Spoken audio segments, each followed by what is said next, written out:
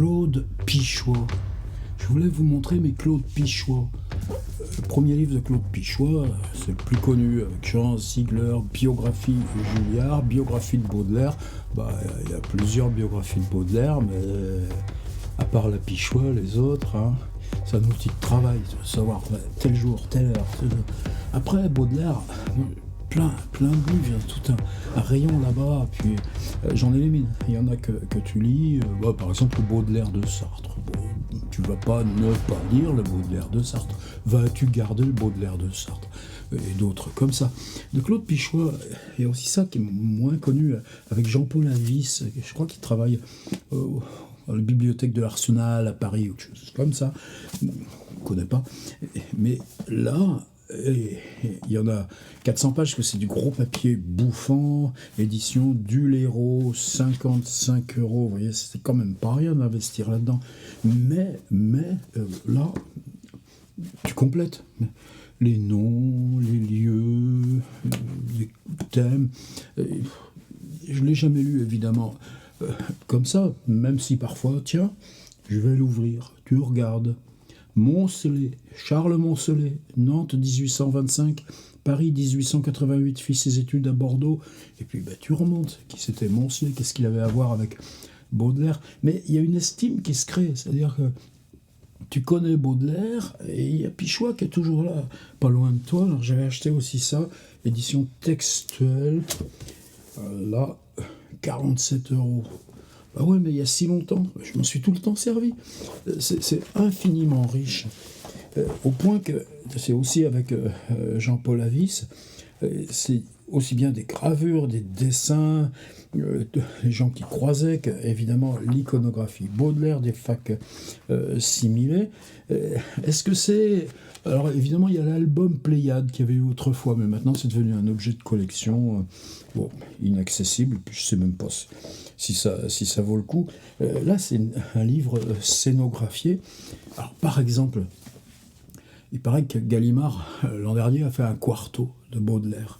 Eh bien, c'est ici, et c'était sur mon site, il y a la photo, la seule qu'on connaisse, de la mère de Charles Baudelaire devant sa maison à Honfleur, le Général Aupic. Et c'est tout petit parce que la photo est faite de loin, donc on voit à peine un petit truc noir là devant la maison. Peut-être je vais la retrouver, peut-être pas, mais je sais qu'elle y est.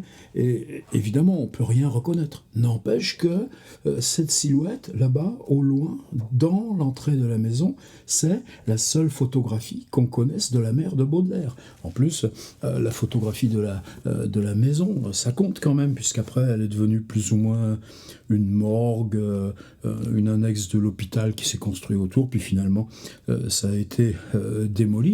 Eh bien... une personne en charge de ce quarto trouve sur mon site cette image, me fait demander par une connaissance commune où est-ce que vous l'avez trouvé? Bon, je lui dis, demandez donc au nom de Gallimard à Jean-Paul Avis, bibliothèque de l'Arsenal, et lui, il vous trouvera, sinon l'original, il vous trouvera la source. Tu crois qu'il m'aurait envoyé un quarto pour me remercier? C'est pas grave. Quand je suis dans Baudelaire, il y a toujours ce bouquin qui est pas très loin, et aussi Claude Pichois, toujours avec Jean-Paul Avis, le duo. Là, c'est sur les dessins de Baudelaire. Alors là, je peux pas dire que j'y ai fait grand mal à ce bouquin, mais je sais que si quelque chose m'intéresse sur un détail, un bouquin, je sais que je peux le retrouver là et que j'aurai tous les renseignements. Et alors, point 2 de cette vidéo, j'habite à Patelin, il n'y a pas de bibliothèque, faut du moins un petit embryon qui n'a rien d'intéressant. Il n'y a pas de librairie, même si on est 60 000 habitants. C'est une ville de périphérie, ça fait rien. Il y a les camions qui livrent, on a tous les bouquins en 24 heures. Ils avaient fait un salon du livre. Alors c'était assez rigolo parce qu'on a un grand escalier, ça s'appelle les 100 marches. Et puis Balzac, vous connaissez La Grenadière, c'est là qu'il était venu avec Madame de Berny. Ouah, sa première grande aventure, qu'il a descendu la Loire, vu Saumur, vu Guérande. Et donc c'est un lieu balsacien symbolique. Alors ils avaient décidé que leur invité d'honneur, chaque année, aurait une petite plaque sur ce vieil escalier, maintenant qui sert aux joggers. Il monte, il descend, il remonte, il redescend. Alors il y en a 3 ou 4 comme ça, des petites plaques, dont Daniel Salnave, je crois qu'elle devait être un peu plus... bon, le salon du livre, de toute façon, c'est liquidé maintenant. Mais il y a une braderie. Alors c'est dans les premiers dimanches de septembre, la première fois qu'on y allait. C'était formidable, parce que tu avais tous les braves gens qui faisaient, parce que c'est un problème, les gens comme moi, qu'est-ce que tu en fais de tes livres? Où tu les mets, tes livres? Quand même, les livres, c'est pas des choses que tu stockes, là. C'est un syndrome de Diogène.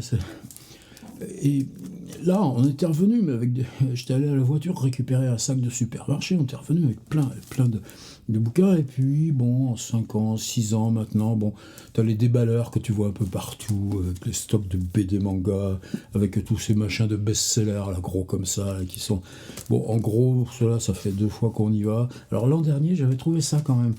Je sais pas combien j'avais payé, mais très peu. En plus, il y avait des trucs de journaux, de pubs à l'intérieur, comprimé, Vichy, État, ça j'aime bien. Loterie de l'orphelinat national de chemin de fer. C'est une encyclopédie Hachette, almanach Hachette, petite encyclopédie populaire de la vie pratique de 1907, statistiques agricoles comparées. Alors, vous parlez ça c'est les bouquins que j'aime bien, moi, avoir, c'est des traverseurs de temps. Ceci étant posé, volet 3 de cette vidéo et dernière, donc c'était dimanche matin, on y allait à 10h au cas où il resterait encore quelques trucs, parce que les pros, ils ont droit d'entrer à 9h, ils ont 1 heure à eux, là, donc de toute façon t'as que les restes. Et bon, c'est assez... Alors il y a un gars qui vendait de la littérature, il dit ouais, je suis un ancien libraire, c'est mes livres personnels, les Coltès par exemple à 3 € des minuit, tout blanc, personne ne les avait touchés, donc si c'était ses livres à lui, il n'avait pas dû beaucoup les lire. Bon, écoute, j'en sais rien où il les avait pris, peut-être une faillite, un stock, mais là j'avais failli parce que moi mes Coltès ils sont tout jaunes, cornés, abîmés, ils tombent en ruine. J'ai dit tiens, à 3 balles je vais me racheter 4-5 Coltès. Puis finalement, il y a quelque chose là, acheter des Coltès ici dans ce contexte. Bon, finalement, je dis au gars, je vais revenir. Il y avait pas mal de poésie Gallimard aussi, toute une suite de petits poésies Gallimard, Saint-Jean-de-Perse. Mais les poésies Gallimard, vous les ouvrez 4 fois, ça tombe en ruine. Alors autant que je garde mon vieux Pléiade. Et cette idée aussi tu dis, mais le livre, pour nous, c'était un enthousiasme. Le livre, c'était un rêve. Le livre... Et tu vois ces masses de rien. Ah si, il y a un qui avait du succès, attention, celui qui vendait des livres d'histoire. T'avais Hitler, t'avais Ribbentrop, et là celui-ci, et je te dis pas les prix. Alors bon, finalement, on s'en va, on n'avait rien dépensé. Puis là, en passant devant un qui vendait plutôt des livres d'histoire, j'aperçois mon Charles, mon Baudelaire, et puis je vois le mot Claude Pichois. Tiens, Claude Pichois, je regarde. Et là, c'est un livre, alors c'est Hachette aussi, dédicace mon ami Éric Poindron, librairie Hachette 1967, tout droit de traduction, de reproduction ou d'adaptation réservé pour tout pays. 1967, l'année du Sgt. Pepper's, The Beatles, qui a été mon premier 33 tours, l'année de Histoire de Claude Simon, que je ne lirai que bien plus tard, mais vous voyez le décalage de temps. Bon, 67, c'est l'année de mon BEPC, l'entrée en seconde, où il y aurait mai 68, mais c'est pas ça. Tiens, un Pichois que je connais pas. Alors tu te dis, alors, photographie, c'était marqué après seulement, il n'est pas sur la couve, le pauvre, photographie de Maurice Rué. Alors que, a priori, c'était photo. Alors, vous savez, justement, dans le dictionnaire Baudelaire de Pichois, on a la liste des 32 adresses parisiennes de Baudelaire, date par date. J'avais fait 1821, Là, c'était en 2021, j'avais fait pour ce bicentenaire, j'avais proposé à des étudiants de Camondo, ça, c'était le confinement, on faisait tout par Zoom, et on avait le droit de se balader, je leur avais dit, voilà, je vous donne la liste des 32 adresses parisiennes de Baudelaire, vous partez, vous me faites une enquête ou une description texte de cette adresse telle qu'elle est aujourd'hui. Donc, c'était pas du neuf pour moi. Mais là, ce qui était étrange dans ce bouquin, quand j'ai commencé à le feuilleter, je me suis dit, bon, tu le prends pas. Un livre de plus ou pas un livre de plus. Et là, évidemment, tu regardes le petit coin sismique, là, et je vois 10 euros. Je vois, écoute, 10 euros. Je le prends. J'ai un autre gros bouquin comme ça qui s'appelle Paris au 19e siècle. Uniquement, c'est une ressource dont je me sers pas mal, des archives photographiques de Paris au 19e. Il y a aussi quelque chose qui m'avait frappé. Alors là, par exemple, partie supérieure de la façade de l'immeuble du 11 boulevard Bonne Nouvelle, domicile de Baudelaire, de mai à juillet 1852. Et qu'est-ce que tu avais? Une Cinq-Camille et une Amicis. Et là, je me suis dit, c'est autre chose que tu cherches. Voilà un Paris qui réémerge, qui est le Paris des années 60. Et il y a des Amicis. Bon, les Renault 8, c'est pas trop mon truc. Puis il y a les enseignes, puis il y a les typographies, et puis... je l'ai ramené. Et ce qui est très, très étrange, j'avais fait une petite vidéo sur mon Instagram en promenant le téléphone dessus, juste après. Ce que c'est une drôle de manière d'entrer dans les livres. C'est une photo. Alors, pareil, je la montre, ça vaudra ce que ça vaut. La légende. Dans cet immeuble, 17 rue du Bac, Madame Veuve Baudelaire s'installa avec son fils durant l'automne de 1828. Il est tout petit, le gamin. C'était avant le général Opic. Mais le bistrot s'appelle Au Courrier de Lyon.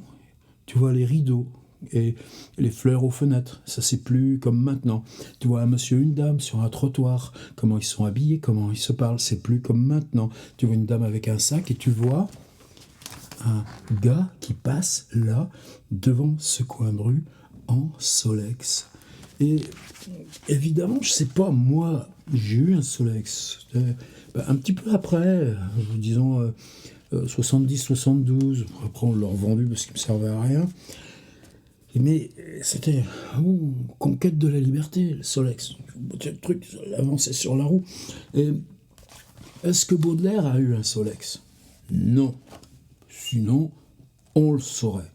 Mais c'était ce sentiment extrêmement dépaysant, déstabilisant, qu'il y avait moins de temps entre le Paris des années 1850, ou là 1828, et le Paris des années 1960, peut-être je me trompe, puisqu'il y a eu Haussmann, il y a eu des recompositions, et Pichois, la forme d'une ville, il s'y connaît, qu'entre là, 1967, et maintenant les années 2020, et puis finalement que toi, c'est ta vie le deuxième tronçon, c'est ta vie, mais c'est comme si le déstabilisant, c'est-à-dire, mais quand tu es né, non, disons 1967, je vous l'ai dit, j'avais 14 ans, c'était l'adolescence, c'est-à-dire que cette enfance et cette adolescence,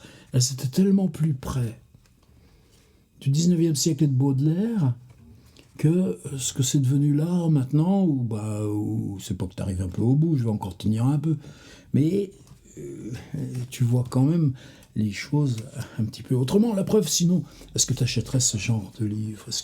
Alors, Baudelaire en Solex, alors j'ai regardé les voitures, là, tu vois, une Dauphine et une DS-19, et là, on est le 22 quai de Béthune qui portait le numéro 10 au temps où Baudelaire y habita, en 1842, et ainsi de suite. Je suis vraiment reconnaissant à Claude Pichois.